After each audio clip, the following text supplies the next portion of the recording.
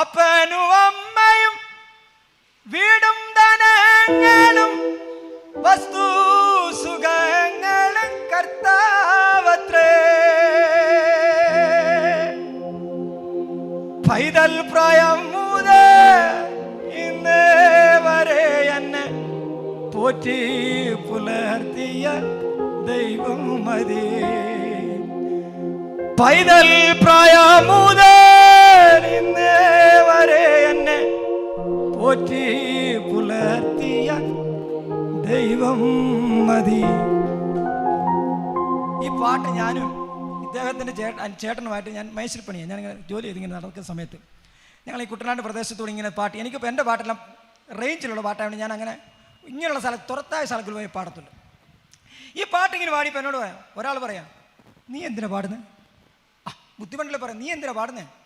അവന് പാടുന്നതിന് കുഴപ്പമില്ല, അവൻ്റെ അപ്പൻ പാസ്റ്ററാണ്. ചെറുപ്പം പോലെ അവർ വിശ്വാസത്തിൽ വന്നത്. നീ എന്നാ വിശ്വാസത്തിലോട്ട് വന്നേ? നിന്റെ പേരെന്താ? കാർത്തികേയൻ. പിന്നെ നീ വിശ്വാസത്തോടെ എന്നാ വന്നേ? അപ്പം നിനക്ക് കുഴപ്പമില്ല, ഈ വരി പാടല്ലേ. ഏത് വരിക? പൈതൽ പ്രായം മുതൽ ഇന്നേ ഞാൻ പാടലെന്ന്. ഞാൻ പാടലെന്ന് ബുദ്ധിമുട്ടെങ്കിലും ആര് പറയുക? മറ്റേ ആൾ പറയാ. ഇനി ഇടയ്ക്ക് കൂട്ടുകാരന്മാരും പറഞ്ഞിട്ടുണ്ട്, ഇനി ബന്ധുക്കാരും പറഞ്ഞിട്ടുണ്ട്. നീ എന്നാടാ?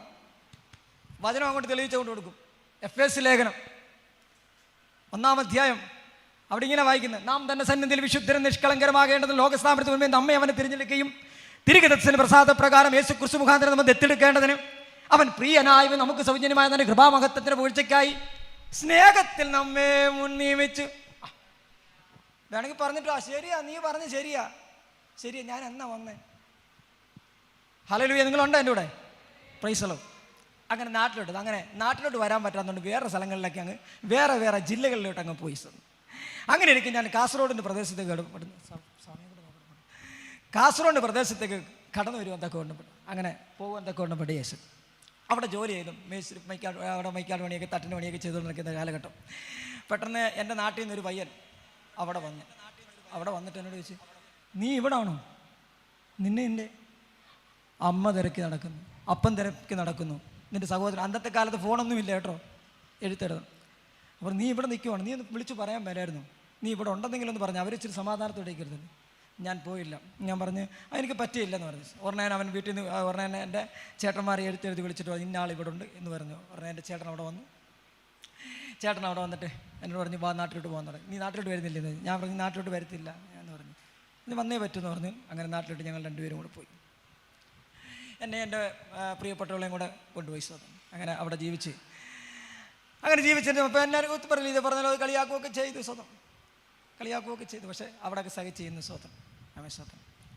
അവൻ അങ്ങനെ ജീവിച്ചിരിക്കുന്ന കാലഘട്ടം. അങ്ങനെ എനിക്ക് എൻ്റെ ഒരു മോള് ജനിക്കുവാൻ തൊക്കെ, മൂത്ത മോള് ജനിക്കുവാൻ തൊക്കൊണ്ടേ. മൂത്ത മോള് ജനിച്ച സമയത്ത് ജൂലൈ മാസമാണ്. അപ്പോൾ അന്ന് ഈ വെള്ളപ്പൊക്കമൊക്കെ ഞങ്ങളുടെ നാട്ടിൽ ഇപ്പോഴാണ് വെള്ളം കൊണ്ട് കുറഞ്ഞത്. എൻ്റെ ഭവനത്ത് ഇപ്പോഴാണ് വെള്ളം കുറഞ്ഞത്. ഇല്ലെങ്കിൽ അപ്പം ജൂലൈ വിളിച്ചാൽ വെള്ളപ്പൊക്കം എപ്പോഴും. പക്ഷേ എന്നാൽ നിങ്ങൾ പറയും കുട്ടനാടൊക്കെ ബ്യൂട്ടിഫുള്ളാണ്. അതെ, ബ്യൂട്ടിഫുള്ളാണ്. പക്ഷെ വെള്ളപ്പൊക്കം വരുമ്പോൾ ഞങ്ങൾക്കൊക്കെ പേടിയല്ല, വലിയ ബുദ്ധിമുട്ടാണ്. അങ്ങനെ ഇരിക്കെ ജൂലൈ മാസമായിരുന്നു. പ്രസവിച്ച് കഴിഞ്ഞു. ഒരു 10-40 ആയിക്കഴിഞ്ഞപ്പം വെള്ളപ്പൊക്കം കയറി വരുന്നു. അന്നേരം കുഞ്ഞിന് ഭയങ്കര തണുപ്പും പനിയുടെ അസ്വസ്ഥയൊക്കെ ആയിരുന്നത് വളരെ പ്രയാസം തോന്നി. അപ്പം അപ്പോൾ ക്യാമ്പുകളൊക്കെ തുറക്കും. ഇന്ന് ക്യാമ്പൊന്നും തുറന്നില്ല എന്ന് പറഞ്ഞ് ഹോസ്പിറ്റലിൽ പോയപ്പോൾ ക്യാമ്പ് തുറക്കാത്തതുകൊണ്ട് ഹോസ്പിറ്റലിൽ പോയി ചോദിക്കാമെന്ന് പറഞ്ഞു. അങ്ങനെ ഹോസ്പിറ്റലിലേക്ക് കടന്നു പോയി. അവിടെ ചെന്ന് ചോദിച്ചപ്പോൾ സാറേ ഇതേപോലെ കുഞ്ഞിന് സുഖമില്ല, അപ്പോൾ അതുകൊണ്ട് ഇവിടെ ഒന്ന് കിടത്തിക്കോട്ടെ, തണുപ്പൊക്കെയാണ് എന്ന് പറഞ്ഞു. സുഖമില്ലെന്നല്ല, തണുപ്പൊക്കെയാണ്, അതുകൊണ്ട് ഇവിടെ കിടത്തിട്ട് ക്യാമ്പും തുറന്നില്ലെന്ന് പറയും. ഞങ്ങളുടെ വീട്ടിലിങ്ങനെ വെള്ളം ഇങ്ങനെ കയറിക്കൊണ്ട് വരിക. ഞങ്ങളുടെ വീട്ടിൽ വെള്ളപ്പൊക്കം ഒരു കട്ടയും കൂടെ മുങ്ങിയാൽ മതി, അത് പിന്നെ ശരിക്കും അങ്ങ്. അങ്ങനെ പറഞ്ഞ് ഡോക്ടർ പറഞ്ഞു കിടക്കുന്നതിന് കുഴപ്പമില്ല, പക്ഷേ കുഞ്ഞുങ്ങൾക്ക് പ്രതിരോധ ശക്തി കുറവായതുകൊണ്ട് അവർക്ക് പെട്ടെന്ന് അസുഖങ്ങളുണ്ടാകും, ഉത്തരവാദിത്തമില്ലെന്ന് പറഞ്ഞു. അപ്പോൾ എൻ്റെ അമ്മ എന്നെ പറഞ്ഞു, അങ്ങനെയാണ് നീ എന്ത് ചെയ്യും, നിൻ്റെ ഭാര്യ വീട് അടൂരിൻ്റെ പ്രദേശത്താണ്, അങ്ങോട്ട് പൊക്കോളാൻ പറഞ്ഞു. അങ്ങനെ എൻ്റെ മകളെയുമായിട്ട് അടൂരിൻ്റെ പ്രദേശത്തേക്ക് കടന്നു നിന്ന് അവിടെ ചെന്നപ്പോൾ എൻ്റെ പ്രിയപ്പെട്ടവരുടെ സഹോദരന്മാരൊക്കെ ചെണ്ടമേളക്കാരും ഭജനക്കാരും മിമിക്രിക്കാരും എല്ലാം. ഞാനും അവിടെ ചെന്ന് വേറൊരു ഒരു ഇത് പറയത്തില്ലേ, ചെല്ലണ്ടാൻ ഇവിടെ ചെന്നെന്നാ, ഇന്ന ആൾ ചെന്നത് എവിടെ ചെന്നതാ ഞാൻ പറയുന്നില്ല. അവിടെ ചെന്നപ്പോൾ അവർക്ക് ഒരാളായി, എനിക്ക് ഒരു ഞാൻ ഇവിടുന്ന് കുറച്ചൊക്കെ ചെണ്ടമേളം പഠിച്ചിട്ടുണ്ടായിരുന്നു. ചെണ്ടമേളമായിട്ട് അങ്ങനെ സന്തോഷത്തോടെ പല പല പല സ്ഥലങ്ങളിലൊക്കെ ക്ഷേത്രങ്ങളും പള്ളികളിലും ഒക്കെ ചെണ്ടമേളം നടത്തിക്കൊണ്ടിരുന്ന കാലഘട്ടം, സന്തോഷമായി കിടക്കുന്ന കാലഘട്ടം.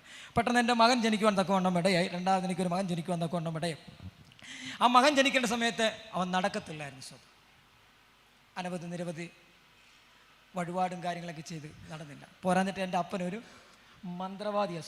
സമയം പോരാഞ്ഞിട്ട് എൻ്റെ അപ്പനൊരു മന്ത്രവാദിയാണ്. ഇന്നത്തേന് അടുത്തതിൽ ഞാനായിരിക്കണം കാര്യങ്ങളൊക്കെ ക്രമീകരിക്കേണ്ട ആൾ. എന്നോട് അച്ഛൻ പറയും, ഇനി അടുത്തത് എൻ്റെ കാലം കഴിഞ്ഞാൽ ഇനി നീ ആയിരിക്കണം എന്ന്. പക്ഷേ തമ്പുരാൻ അത് ഇടിപ്പിച്ചില്ല, തമ്പുരാൻ ഇത് ഇടിപ്പിച്ചു. തമ്പുരാൻ ഇത് ഇടിപ്പിച്ചു. ഇത് പറയുമ്പം ഇതിനകത്ത് ഇത്തിരി കഷ്ടതയുണ്ട്. നമ്മൾ വായിച്ച വാക്യം ക്രിസ്ത്യാനിയായിട്ട് കഷ്ടം സഹിക്കേണ്ടി വന്നാലും ലജ്ജിച്ച് ഈ നാമം ധരിച്ച് ദൈവത്തെ മഹത്വപ്പെടുത്തി അത്ര വേണ്ട.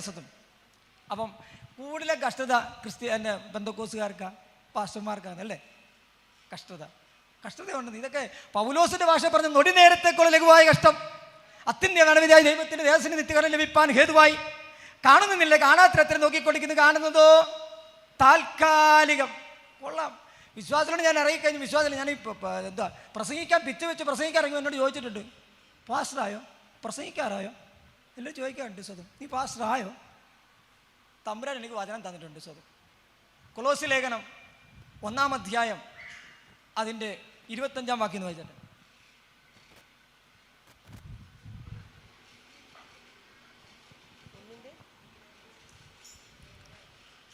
നിങ്ങൾക്ക് വേണ്ടി ദൈവം എനിക്ക് നൽകിയിരിക്കുന്ന ഉദ്യോഗപ്രകാരം ദൈവവചനഘോഷണം നിവർത്തിക്കേണ്ടതിന് ഞാൻ സഭയുടെ ശുശ്രൂഷകനായിരിക്കുന്നു.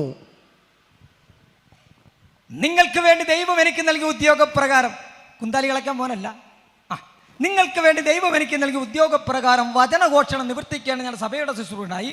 അത് പൂർവ്വകാലങ്ങൾക്കും തലമുറകൾക്കും പറഞ്ഞു കിടന്ന മർമ്മമെങ്കിലും ഇപ്പോൾ അവൻ്റെ വിശുദ്ധന്മാർക്ക് വെളിപ്പെട്ടിരിക്കുന്നു. അവരോട് ജാതികളിൽ ഈ മർമ്മത്തിന് മഹിമാതിന് വരയ്ക്കാൻ ദൈവത്തിന് ഇഷ്ടമായി. ആ മർമ്മ മഹത്വത്തിന് പ്രത്യാശയായി ക്രിസ്തു നിങ്ങൾ ഇരിക്കുന്നുള്ളൂ എന്നുള്ളത് തന്നെ അവനെ ഞങ്ങൾ അറിയിക്കുന്നതിൽ ഏത് മനുഷ്യനെ ക്രിസ്തുവിൽ തികഞ്ഞവനായി നിർത്തേണ്ടതിന് പ്രബോധിപ്പിക്കുകയും ഏത് മനുഷ്യരോട് സകല ജ്ഞാനത്തോടും സംസാരിക്കുകയും ചെയ്യും. അതിനാൽ ഇനി ബലത്തോടെ വ്യാപരിക്കുന്നവന് വ്യാപാര ശക്തി കൊത്തവണ്ണം പോരാടിക്കൊണ്ട് ഒന്ന് വായിച്ചോ. അതിനായി ഞാൻ എന്നിൽ ബലത്തോടെ വ്യാപരിക്കുന്ന അവന്റെ വ്യാപാര ശക്തിക്ക് ഒത്തവണ്ണം പോരാടിക്കൊണ്ട് അധ്വാനിക്കുന്നു. അതിനാണ് എന്നെ ബലത്തോടെ വ്യാപരിക്കുന്നതിന് വ്യാപാര ശക്തിക്ക് ഒത്തവണ്ണം പോരാടിക്കൊണ്ട് അധ്വാനിക്കുന്നു. പോരാട്ടമാണെന്നും പറഞ്ഞു വീട്ടിൽ കുത്തിയിരിക്കുവല്ല. പോരാട്ടമാണെന്ന് പറഞ്ഞു വീട്ടിൽ കുത്തിയിരിക്കുന്നില്ല. പോരാട്ടമാണെങ്കിലും ഭക്തനായ മനുഷ്യൻ പറയുന്നത് എന്താണെന്നറിയോ?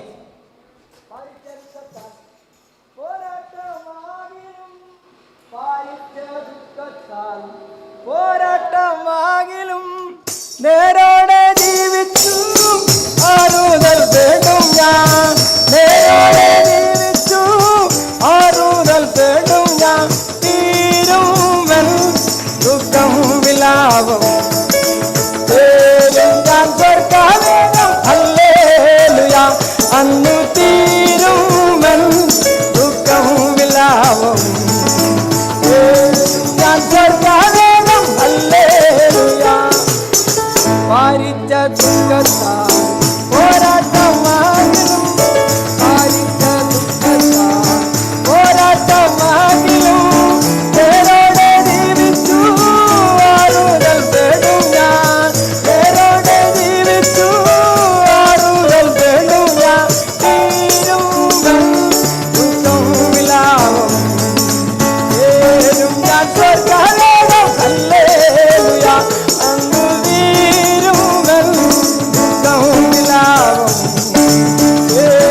ഞാൻ സ്വർഗ്ഗവേഗം ഹല്ലേലൂയ. അന്നു തീരും ദുഃഖം വിലാപവും ചേരും ഞാൻ സ്വർഗ്ഗവേഗം ഹല്ലേലൂയ.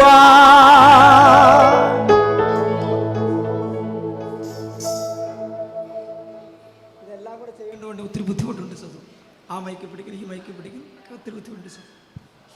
എന്നാൽ മൈക്കില്ലാത്തതാണ് എനിക്കിഷ്ടം. സ്വതം ഹല്ലേലൂയ സ്വതം. എന്നാൽ ഞാൻ പറയട്ടെ സ്വതം. അങ്ങനെ എപ്പോഴും ഞങ്ങളുടെ വീടിന് താഴെയുള്ളൊരു സഹോദരിയുണ്ട്, പെന്തക്കോസ്തുകാരി അമ്മമ്മയുണ്ട്. അമ്മമ്മ എപ്പോഴും വന്ന് പറയും, നിങ്ങളുടെ മകൻ നടന്നില്ലല്ലോ, അതുകൊണ്ട് നിങ്ങൾ കർത്താവിനെ ഒന്ന് അറിയും. കർത്താവിനെ ഒന്ന് അറിയും, നിങ്ങളുടെ മകൻ നടക്കും. ഞങ്ങൾ പറഞ്ഞു ഞങ്ങൾ വരുത്തില്ല. എൻ്റെ പ്രിയപ്പെട്ടവർ പറഞ്ഞ് വരുത്തേ ഇല്ല. ഞാൻ പറഞ്ഞു ഒട്ടും വരുത്തില്ല, കാരണം ഞാൻ ഇങ്ങനെ നടക്കല്ലേ, എൻ്റെ അടുത്തത് ആരാ അങ്ങനെ നിൽക്കുന്ന രസം. എന്നാൽ ഇച്ചിരി ഞാൻ സ്പീഡിൽ പറയട്ടെ സ്വന്തം. അങ്ങനെ ഇവരെപ്പോഴും അങ്ങ് ശല്യപ്പെടുത്തി എപ്പോഴും അങ്ങ് വന്ന് പറ സൂക്ഷിച്ചിട്ടും ലാസ്റ്റ് എൻ്റെ പ്രിയപ്പെട്ടവർ പറഞ്ഞ് ഈ ഒന്ന് പോയി നോക്കാമെന്ന് പറഞ്ഞ് അങ്ങനെ ഒന്ന് പോയി നോക്കും. അവരൊരു കോട്ടേജ് മീറ്റിങ്ങിലാണ്. ആ കോട്ടേജ് മീറ്റിങ്ങിൽ അവിടെ താഴെ നടക്കുന്നു. അങ്ങനെ അവർ പോയി. അപ്പോൾ ഞങ്ങൾ പലപ്പോഴും എൻ്റെ മകനെ ഞങ്ങളിങ്ങനെ പിടിച്ചിങ്ങനെ നിർത്തും. പിടിച്ച് നിർത്തിയിട്ട് വിടും. പിന്നെ വേലിയൊക്കെ കെട്ടി കൊടുത്തു, അതിനകത്തൊക്കെ പിടിച്ച് നിന്ന് നടക്കട്ടെ. പക്ഷേ നടക്കത്തില്ല സാർ. അവനങ്ങ് വീണ്ടുകൊണ്ടിരിക്കും സാർ. മറ്റുള്ള പിള്ളേരുടെ ഓടിക്കളിക്കുമ്പോൾ ഇവരിങ്ങനെ ഇരുന്നിട്ട് ഇങ്ങനെ നടുവുകൊണ്ട് മാത്രം ഇങ്ങനെ നിരങ്ങി പോകത്തുള്ളൂ സാർ.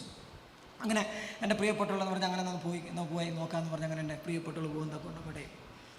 അങ്ങനെ എൻ്റെ മകനെ മേളിൽ കിടത്തിയിരിക്കുക സാർ. ഞങ്ങളുടെ ജ്യേഷ്ഠത്തിൻ്റെ വീട്ടിൽ താമസിക്കുന്നു.